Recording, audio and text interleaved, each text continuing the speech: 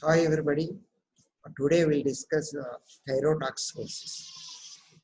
Already we have discussed thyroid anatomy, embryology, and some part of physiology, and also hypothyroidism. We have already uh, discussed. We'll continue with thyrotoxicosis.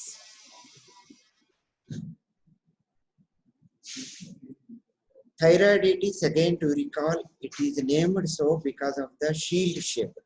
And first time in 1656, in the book named Adenographia, Thomas Wharton described about the thyroid gland.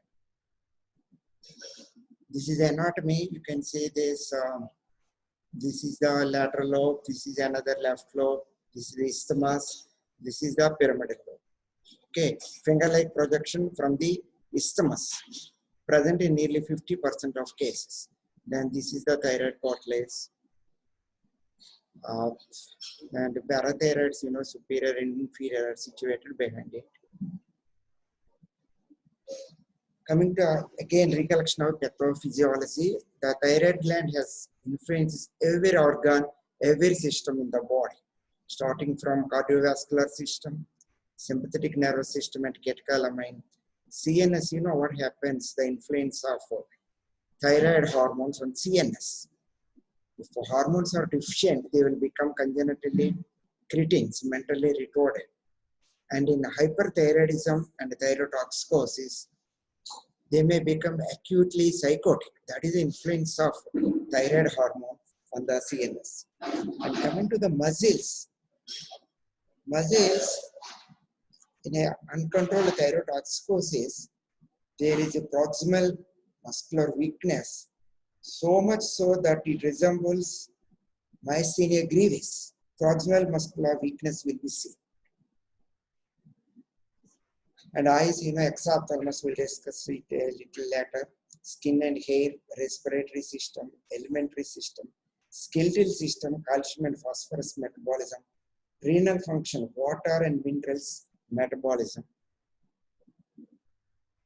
hemopoietic system, pituitary and adrenocortical function, reproductive function. So all the systems in the body or organs are influenced by the thyroid hormones, either excess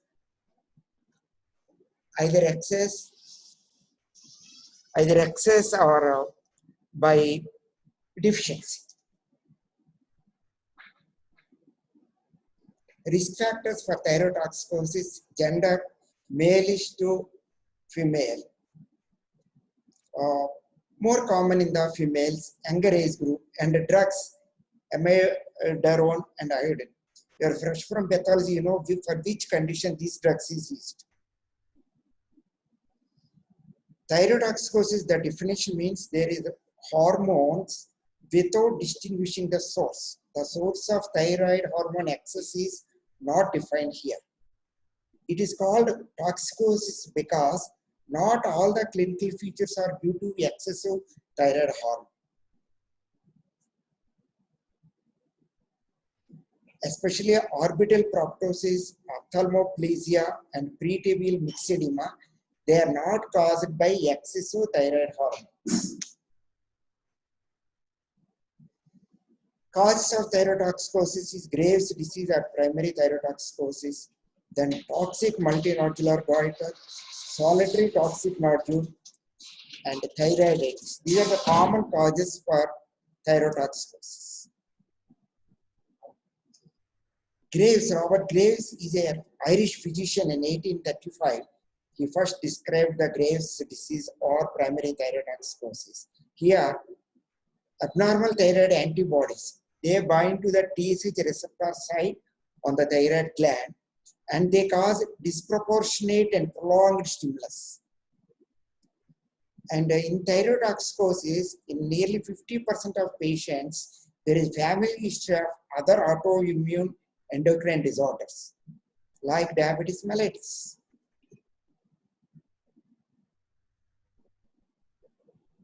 And the incidence of autoimmune thyroid disorders, the prevalence exceeds that of diabetes mellitus.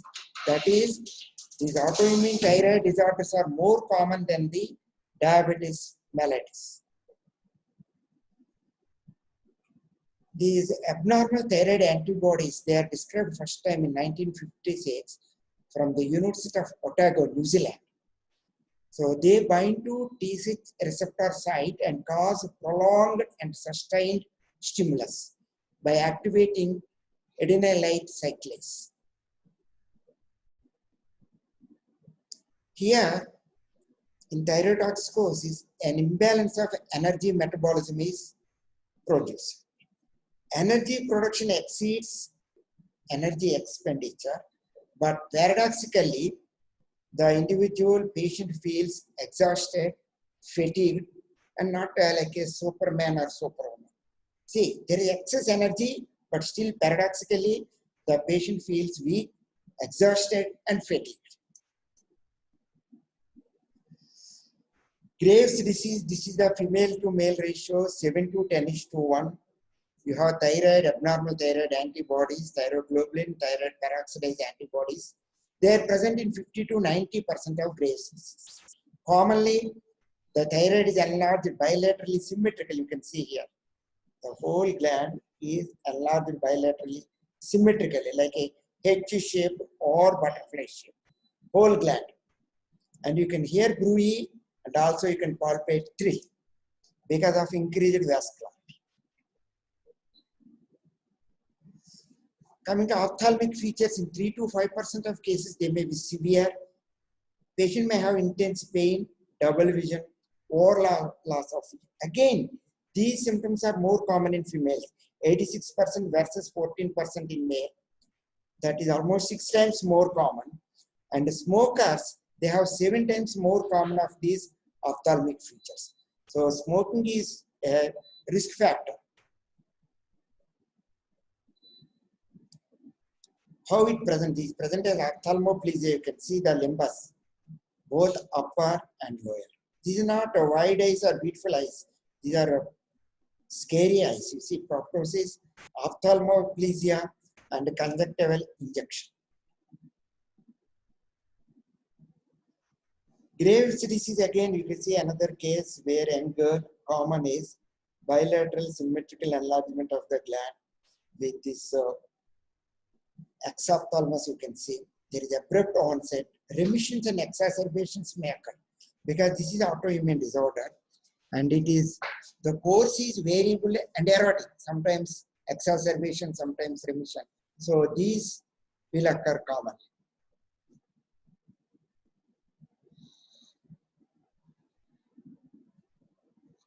Clinical features, most significant symptoms are loss of weight in spite of good appetite. This is a very important feature. In spite of taking very good amount of food, they continue to lose weight. And recent preference for cold. This is again very important feature. And palpitations. These are the symptoms. Patient says she prefers cold environment or complaining of palpitations or loss of weight in spite of good appetite. And important signs are excitability. Patient become restless, hyperexcitable. There is a presence of goiter, thyroid swelling, exophthalmos when you examine. There is a tachycardia and cardiac abnormalities may be present. So these are the commonest signs which are present in the thyrotoxicosis. Most important is excitability, restlessness, hyperactive, and goiter and exophthalmos. True exophthalmos, what happens is there is a proptosis of the eye. Why it is caused is there infiltration of the retrobulbar tissues behind the bulb with the fluid and round cells. To it added our retraction spasm of upper eyelid because of the sympathetic overactivity. You know what is a Muller's muscle and what does it supply. So sympathetic overactivity adds to this producing or worsening lid retraction or spasm of the upper eyelid. We have two issues now, retrobulbar tissue infiltration, sympathetic overactive. Both combine to produce this clinical pattern. Pretibial myxedema, mucin-like deposits occurs. Especially this is associated with true exophthalmos and it is associated with high abnormal TSH antibodies. They are present in very high proportion of cases. And it is presented as hyperpigmented non-pitting induration over the lower limb. Lower leg infrapatellar region, you have hyperpigmented non-pitting induration and it is precipitated by trauma or surgery.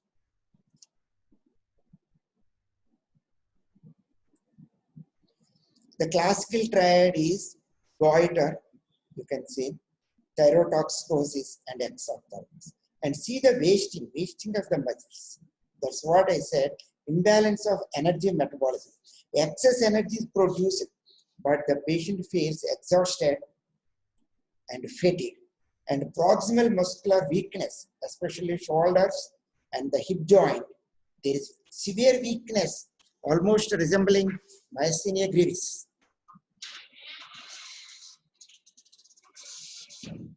Toxic multinodular goiter, one of the complications of multinodular goiter is toxicity. It occurs in around 30% of cases. Here, there is gene mutations occurring, commonly more than 50 years, at least to Western standards. There is a long history of multinodular goiter, over which the toxicity is superimposed. Why? Because of some gene mutations. And the toxicity may be mild, mostly CVS manifestations, cardiovascular system. Whereas primary thyrotoxicosis have more CNS manifestations. In secondary thyrotoxicosis, you have more CVS, cardiovascular system manifestations. This is solitary toxic adenoma or solitary toxic nodule. Again here, there is gene mutations, slow evolution, third to fourth decade, and it is autonomous, not due to thyroid antibodies, remember. It is not due to thyroid antibodies. One of the nodule in a multinodular goiter may become a toxic nodule, or per se it may be a toxic nodule. And here isolated T3 toxicity occurs. Generally, in more than 95% of cases, we have T4, but here isolated T3 toxicity occurs. And if you take a radioactive scan, you see, this is the right lobe, this is the left lobe, this is the hot nodule, concentrating all the radioisotope. It is autonomous and not due to thyroid antibodies. The toxicity in a multinodular goiter or toxic nodular goiter is commonly less severe. There is history of nodular goiter for a long time, and eye signs are rare except lid lag and lid spasm. Other eye signs are rare in case of multinodular goiter.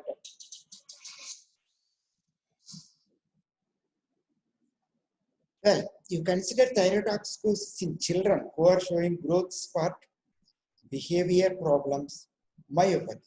Somebody in the house going to school regularly says he won't go to school. There is some behavioral problems.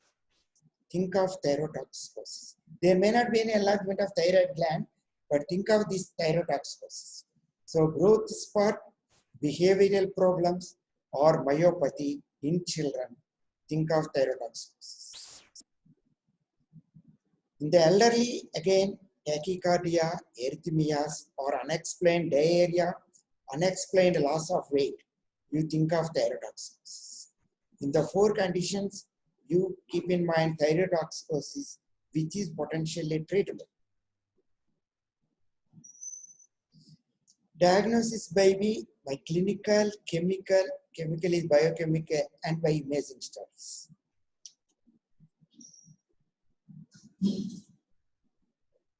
Normally in the West, the practice is they do not first any thyroid disorder, they estimate the TSH. If it is normal, no further testing is done. Okay. Suppose TSH we have done, it is increased.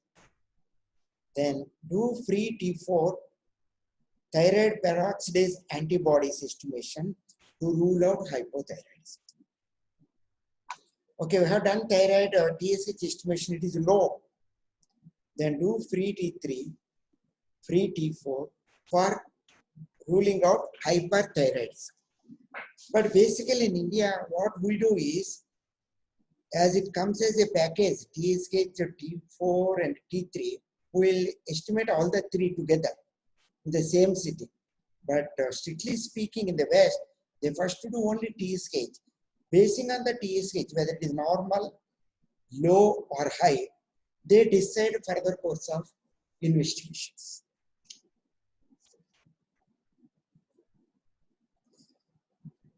Lab diagnosis, if you do, TSH will be less than this micro ml, millimeters per ml. And free T4 is increased in more than 95% of patients. That's what I said. In toxic nodule, you have isolated T3. And we have seen few cases where T4 is normal, but T3 is very high. They are called T3 thyroidoxosis. But normally, you expect abnormality in the free T4 in case of thyroidoxosis.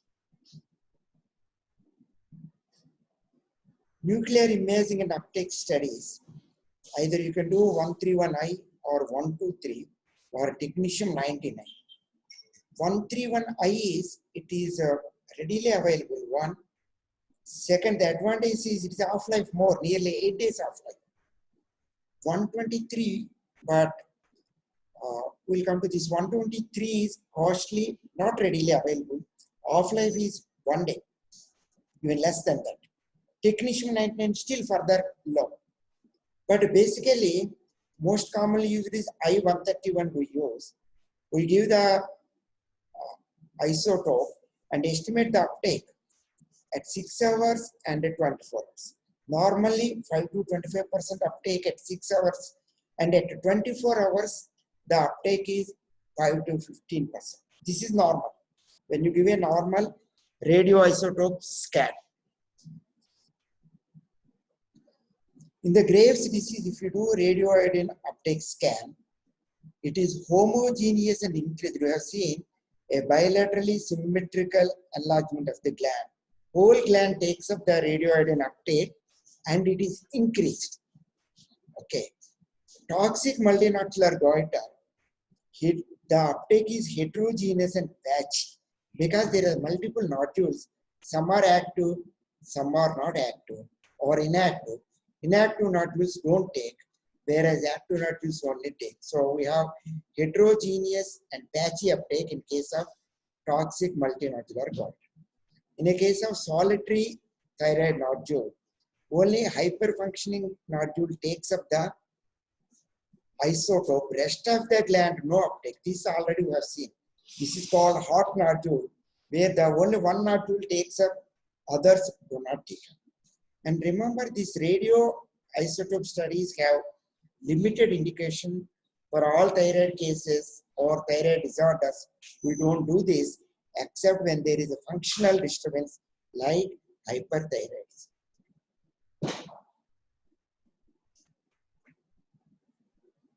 Now, what is the therapy? Which therapy is best? There are so many options. When there are so many options means none is ideal. Okay. So many options. But anti-thyroid drugs is the primary mode of treatment. They have thianoamides. Ashwood, 1943, he first introduced this. And in the imidazole group, we have methimazole and carbamazole. Thiouracil group, we have PTU, propyl thiouracil.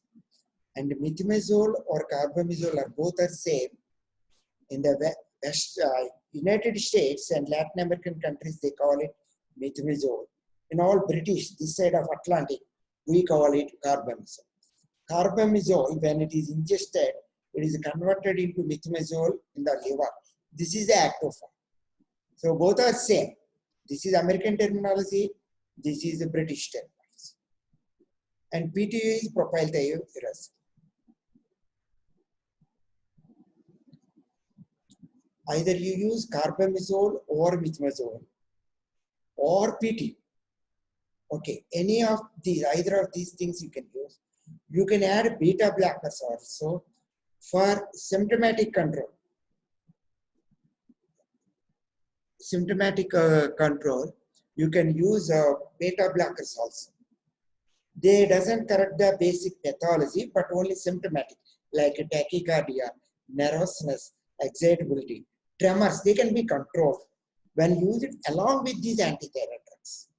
And inorganic iodine is also can be used, but only short term. And this is very interesting because we know for thyroid hormone synthesis, the raw material required is iodine. But here, already thyroid gland is hyperfunctioning. We are giving more iodine with the aim of controlling the toxicity. It is very interesting. This is called Wolff-Chaikoff effect.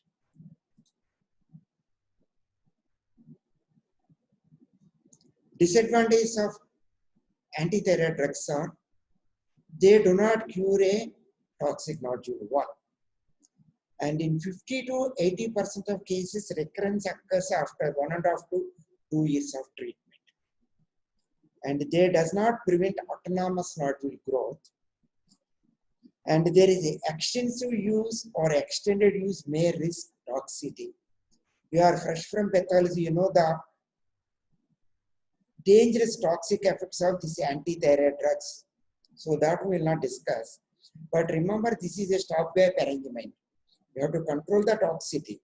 In spite of a good compliance, regularly taking drugs, following doctor's orders, still recurrence occurs in 50 to 80% of cases after 1.5 to 2 years of treatment.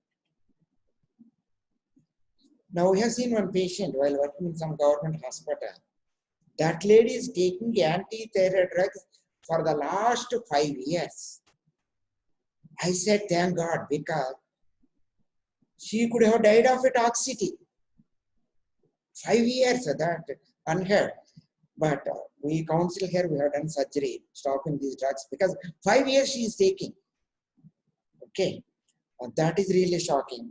And again, you know what is the commonest or dangerous side effects of these antithyroid drugs, especially methimazole or carbamazole.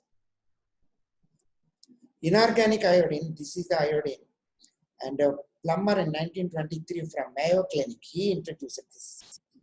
And this is the first drug, see, 1923, almost 100 years back, almost. Okay. And this is the oldest and still the fastest. Something like old is gold, you know. This is oldest, still fastest working.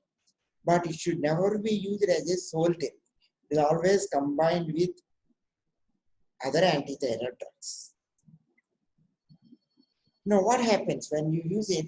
There are few caveats when you use inorganic iodine.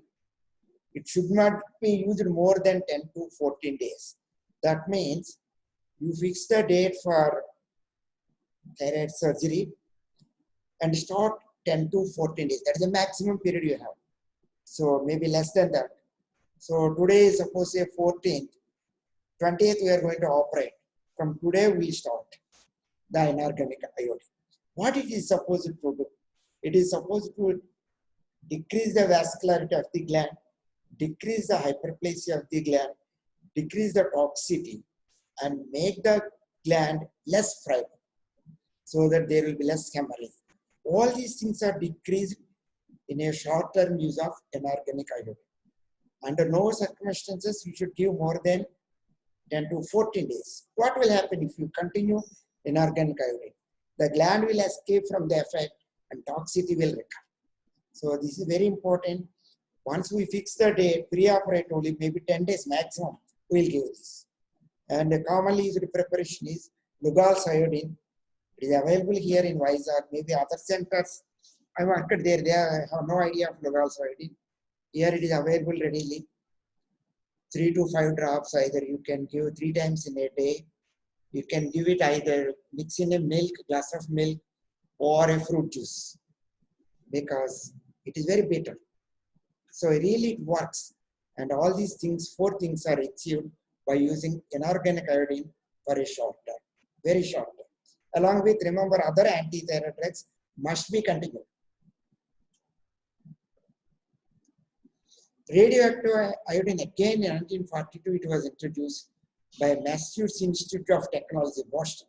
They introduced it. These two gentlemen introduced radioactive iodine in the treatment of thyrotoxicosis.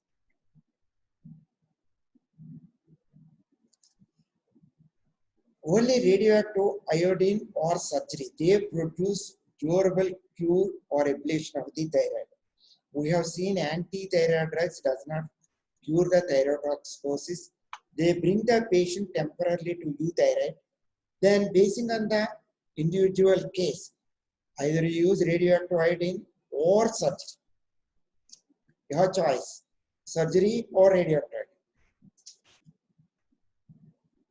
Now, coming to surgery, how does this surgery works? Surgery is like a king of all the treatment modalities. Surgeon is always a king, lion, you see. Always a team leader. Remember, we'll come to that later. So, surgery, removal of antigenic focus, it controls the toxicity. When a thyroid gland mass is reduced to below a critical mass, whatever may be the stimulus of antibodies, nothing will happen, there is no toxicity. And ophthalmopathy is stabilized after the surgery. So surgery works by removing the antigenic focus 1, reducing the thyroid gland below a critical mass where no amount of stimulus can produce toxicity, and it stabilizes the ophthalmopathy. And surgery in late 19th century, there are dismal results. In fact, high mortality. There is no way you can control the perioperative hemorrhage, or if you control, there is always another problem, post-operative stalk, thyroid stalk. There is no way to control.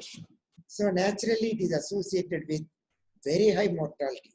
And some old thyroid book says, some surgeons have the opinion that no sane person, to quote from one of the famous surgeon, 19th century, he says, no sane person will operate on thyroid. That was the opinion there because of the high mortality. Either patient bleeds during surgery or he will produce star post-operative. Then came this gentleman, Theodore Cocker. Don't say Fuchs, it is Theodore Cocker. He is from Switzerland. He has done more than 5,000 surgeries with 0.5% mortality.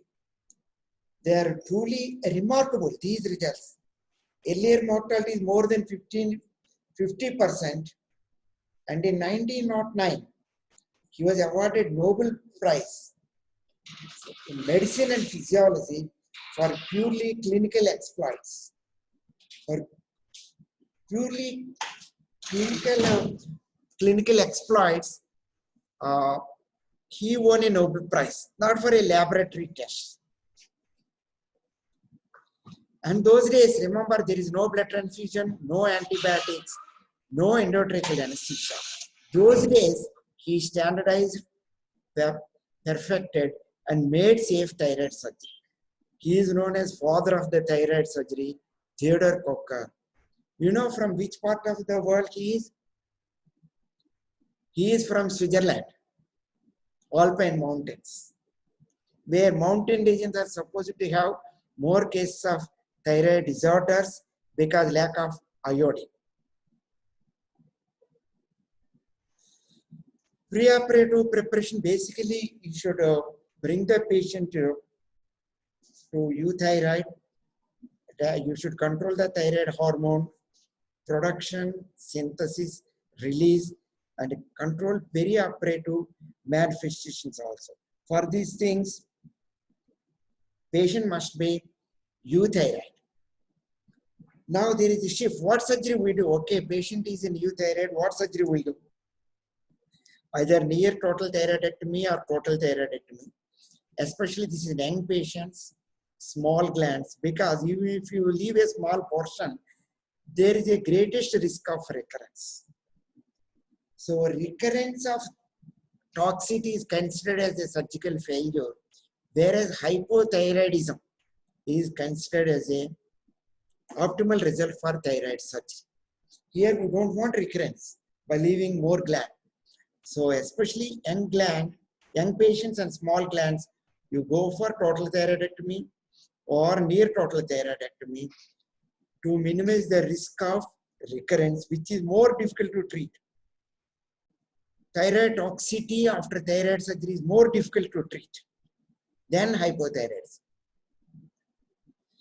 And this is what we have done young patient. We have done a total thyroidectomy. See, whole gland is excised in total, removed in total, without producing damage to recurrent laryngeal nerve or parathyroid gland. Post-operatively, see, he's alive. You can't even see the scar. He now works in Dubai. Okay. See, scar also most difficult, young man. So again, to recollect the incidence, 7 to 10 is the female ratio, 1 is the male, and he is the 1% male. Now, thyroid storm, or we are going to accelerated thyrotoxicosis again. Here, it is again described from Mayo Clinic, Rochester, by these two gentlemen, Pemberton and Haynes in 1934. After surgery, either for Graves' disease or toxic multinodular goiter or solitary toxic nodule, there is extreme manifestations of toxicity. Storm means extreme manifestations. Now, within a few hours after surgery, there is acute explosive reaction. So, extreme tachycardia, high temperature, nausea and vomiting, delirium coma. If you don't recognize clinically, death occurs in 12 to 40 hours. This is thyroid storm. Now, the etiology is you are not incompletely treated or no treatment at all, a missed thyrotoxicosis. That's why in all patients, whenever comes with a thyroid problem, though clinically there may not be toxicity, we go for T3, T4, TSH because it comes as a package in India. That's what we discussed. To rule out subclinical hyperthyroidism, because this can be precipitated by infection, trauma, or surgery into thyroid storm. Okay, so this is entirely preventable. This is one more reason where FNAC is generally not advisable. Generally not advisable in a case of thyrotoxicosis because it doesn't give us any information apart from clinical and biochemical assessment or imaging. Unless absolutely necessary, don't do FNAC in a case of thyroid toxicity because you may precipitate a thyroid storm because it is trauma. So don't be liberal in advocating this one, FNAC. We have seen one case where young lady, that case was referred to us from medical department. They missed 3 things. One is last January, 2019 January it happened. In my previous station, they said they have done awaiting a report of FNAC. We are not thrilled by that because that could have killed the patient. Luckily, she is alive. Second thing, there is a T3 thyrotoxicosis. T4 is normal. That also missed. And medicine people, they have put beta blockers, propranolol, 10 milligrams per day. That is wrong. You have to give 6 to 8 hours. This propranolol beta blocker, short acting, one. They have not done that. And they said they are awaiting the reports of FNAC. That we are also not thrilled. And third thing is they missed the T3 thyrotoxicosis. So these things can happen. So this thyroid storm can be entirely preventable. We avoid these 3 things and assess the patient clinically carefully. Now, in a case of thyroid storm, you give propyl thiouracil 200 to 400 milligrams 6 to 8 hours, or methimazole 20 to 25 milligrams 6 hourly, or Lugol's iodine, inorganic iodine. That's what we are discussing. 4 to 8 drops for every 6 to 8 hours, or saturated solution of potassium iodide 5 drops 6 hours, because the extreme manifestations must be controlled rapidly. Beta-adrenergic blockade can be given propranolol 60 to 80 milligrams 4 hours. See, every 4 hours you give 60 to 80 milligrams of propranolol, a short-acting beta blocker, not 10 milligrams per day. No. CVS atenolol, you can give 50 to 200 milligrams 6 hourly, or esmolol intravenous you have to give. Support, you control the body temperature, give the acetaminophen, give the hydrocortisone, steroids. Sometimes they may go for peritoneal or hemodialysis also to lower the T3, T4 levels. This is extreme because this is an emergency, you have to save the patient. Now that completes thyrotoxicosis. Any questions you can type in the box.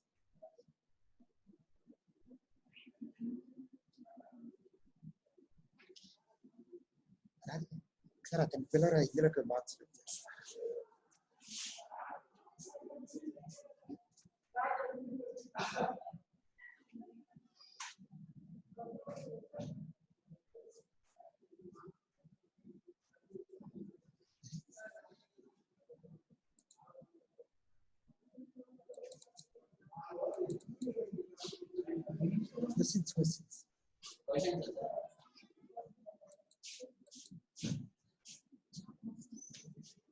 Chat, knuckle chat.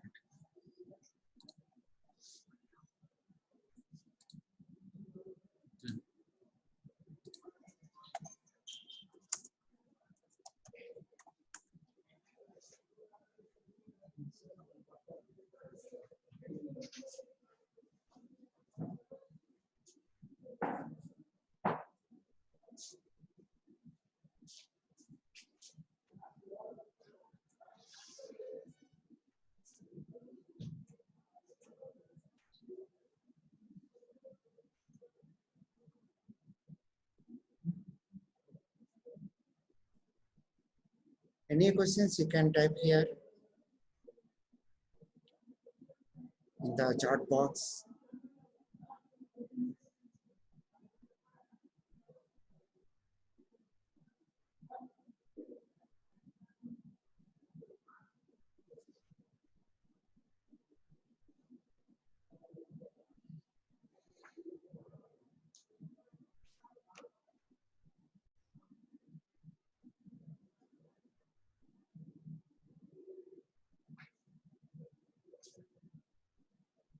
If no questions, we will close the session. Any questions?